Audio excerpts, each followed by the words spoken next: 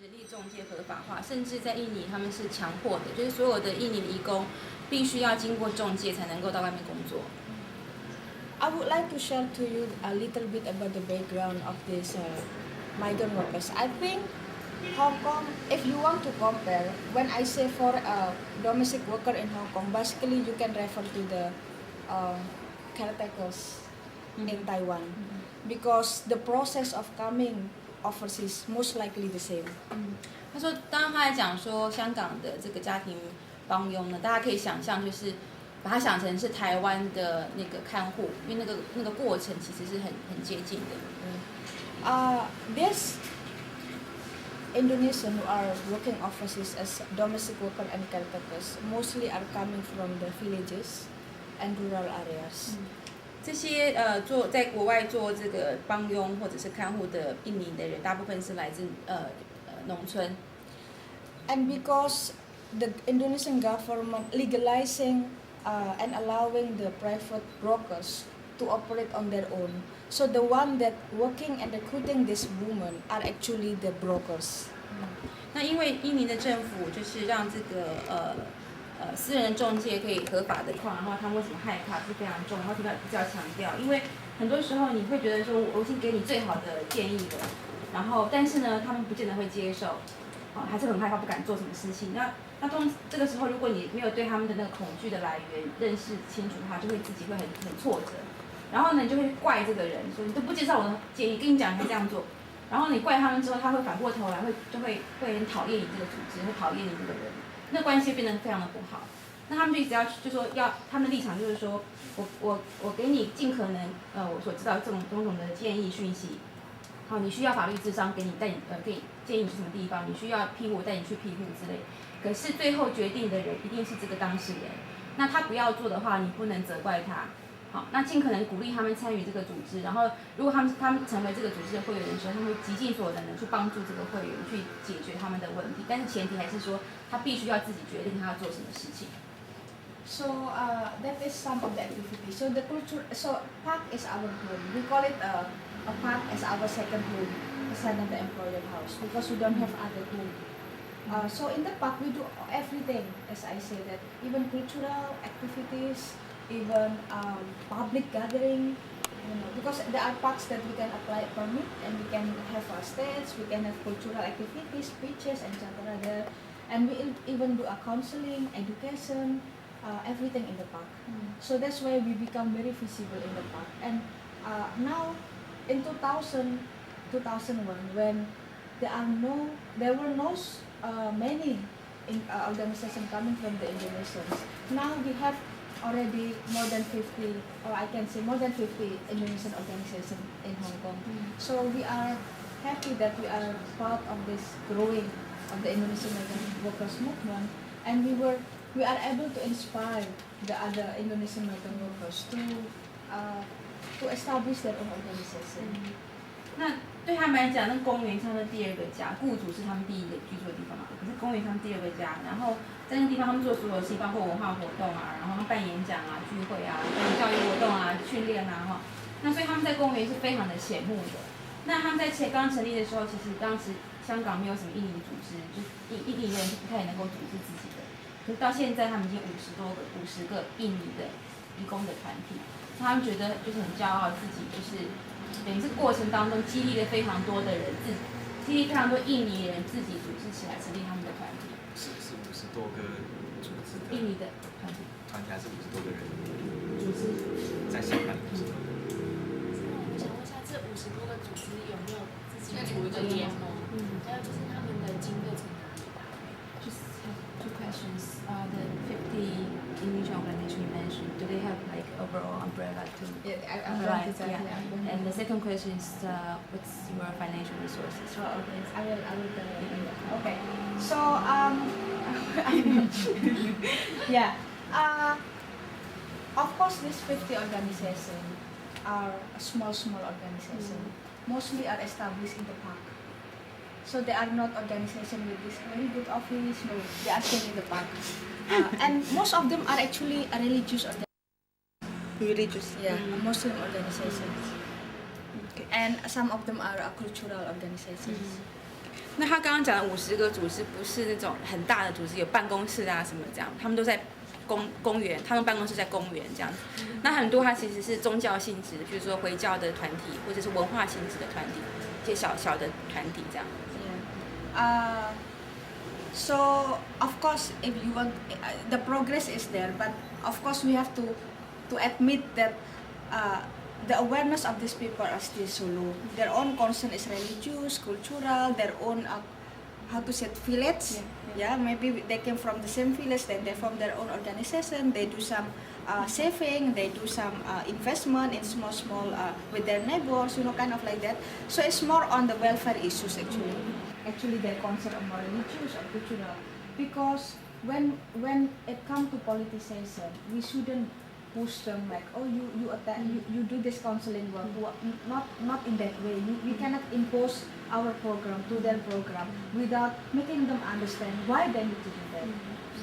那他为什么要讲？就是说有不同层次的那个政治的觉醒，就是说虽然他们就是只是同乡会啊，然后就是聚会啊这样子，可是你不能说你要逼他们说你要接受我们的那个分析，然后把你自己的东西强加他上面。你必须要让他慢慢知道说这些议题是什么，他们可以做什么，逼他们跟你一样在同一个层次。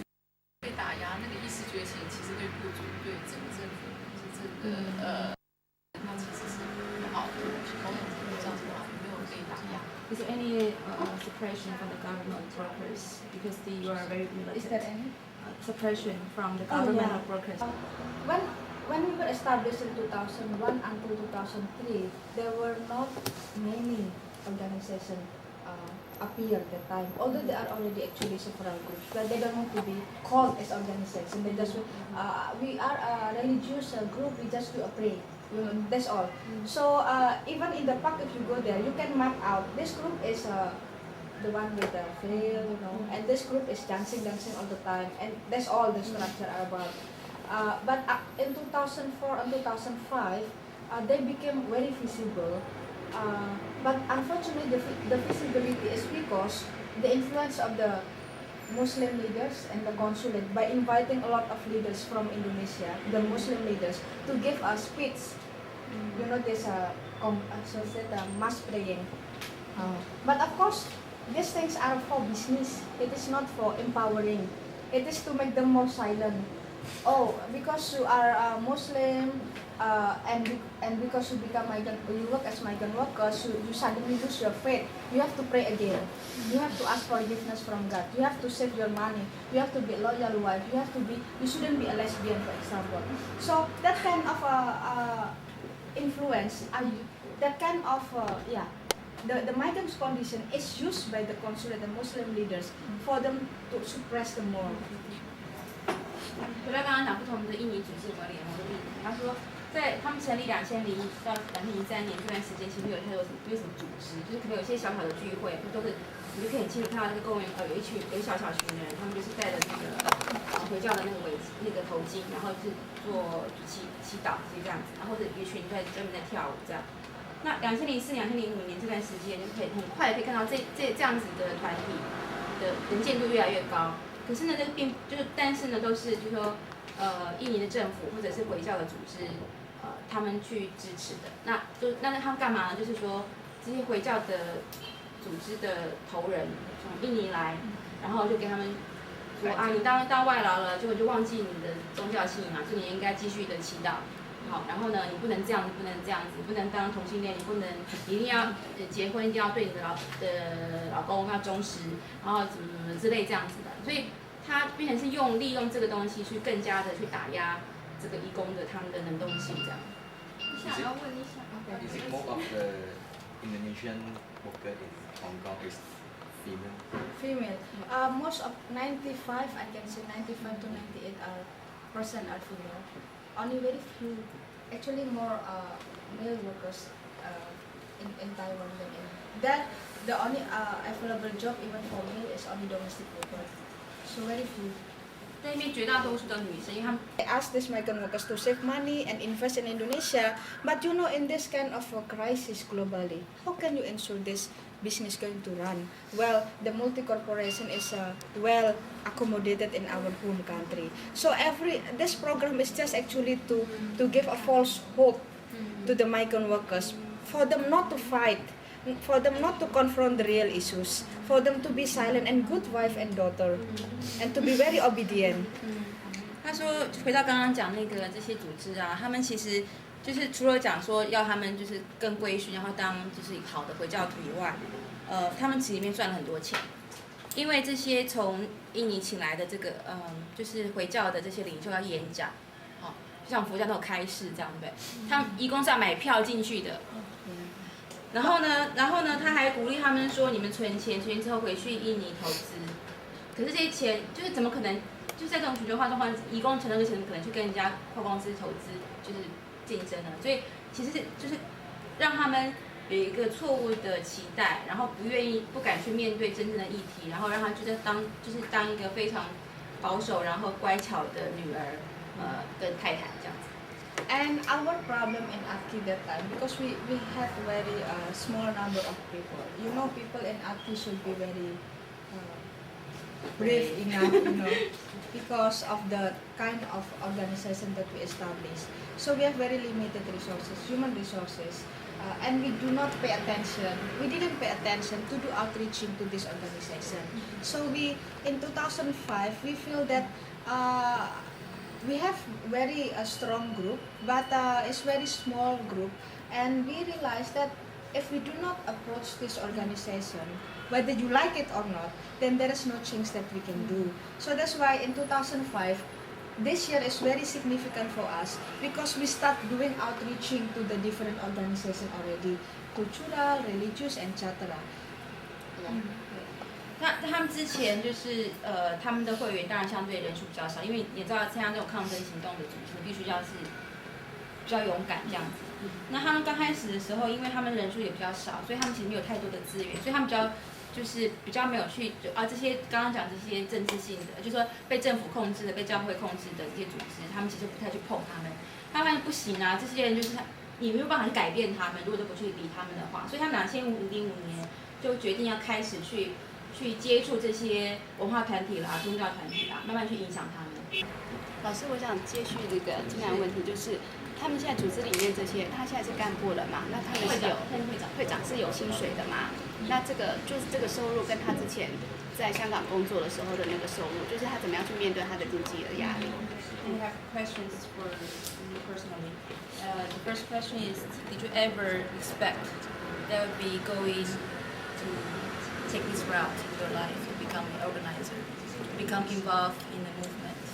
And related to that question is that since you're going to attack the government about the policy, so it's going to be very heightened politically, right? Of course you can expect you have a lot more threats and oppression. And where does your confidence come from? Okay. And the question related to that from her is that as a full-time organizer, are you paid? I'm not full-time. Okay. Are you paid? I'm a chairperson. I'm not. Right. So the question is, are you paid as the chairperson? And if you are paid, what's the difference between your salary now and the salary as migrant workers? If it's lower, how do you because you had the financial needs, right? How do you resolve that? I will answer first the second question. I'm not full-time. How to say when you say distinguish with full-time? I'm not full-time organizer or staff here. ATKI is an organization of domestic worker. All of us having employers. All of us working in employers. However, few of us are having very good employers who can really come out during weekdays and can do something to maximize our time in the office. So no one of us are paid. All of us are voluntary. So it is very difficult actually. Of course, the idea of organizing is you have to receive salary, then you can organize. But it's not what we think and what we believe in. We believe that organizing is about empowerment. Empowerment is voluntary decision. And knowing that ATKI is very poor organization, is actually the domestic worker organization, and we only rely to the monthly membership fee, which is only $15 and also the registration fee, and also some donation and some small funding. Then it is all voluntary. That's why it's also in terms of leadership and even in terms of being active or not, we always convince in the voluntary basis, not in the because you are chairperson you have to do that. 先回答那个最后一个问题，就是他们都没有薪水，都没有组织的薪水，就跟台湾那个想象很不一样。台湾是你一定要全职，然后你领组织的薪水才去做工作这样。他们觉得他们不相信这种事情。第一个他们都是自己本身都是义工，都有雇主，所以他们都还是要做外佣的工作。OK， 那只是他们有非常少数的一些人比较运气比较好，有些雇主是很支持他们的人，所以他可以比较多的时间，比如他要出国什么的，雇主愿意支持他这样子。那他们相信就是说组织工作就是培力的工作，而培力的工作其实是自主决定的行动，所以没有说我拿了钱我才做这个工作，没有这种事情。那所以他们都不是所谓专职的工作人员，都是在就是自愿的工作这样，所以不是说因为你是会长，所以你要做这个事情，必须做这个事情，而是说这个组是大家要参加的这样子。那他们的就是经费来源非常的少啦，就是每个会员每个月缴15块港币，好，然后你入会费有20块的港币，这样就是非常非常的少这样。然后他们可能有部分的这个赞助捐助这样子。So we in ATKI we believe that not because of the money we organize ourselves. The organization was established because of the need, and whether with or without the funding, we have to exist for the sake of the migrant workers empowerment. And money is important, but shouldn't be our main issue whether or not we are going to expand or not. So, of course, we are very poor. A lot of activities are relying to donation, and that's why our office is actually just given or extension of APMM office in Hong Kong, because we cannot pay a high rent, etc. But doesn't mean that throughout the 7 years, ATKI was not making a significant role in the migrant movement in Hong Kong. In fact, we play a lot of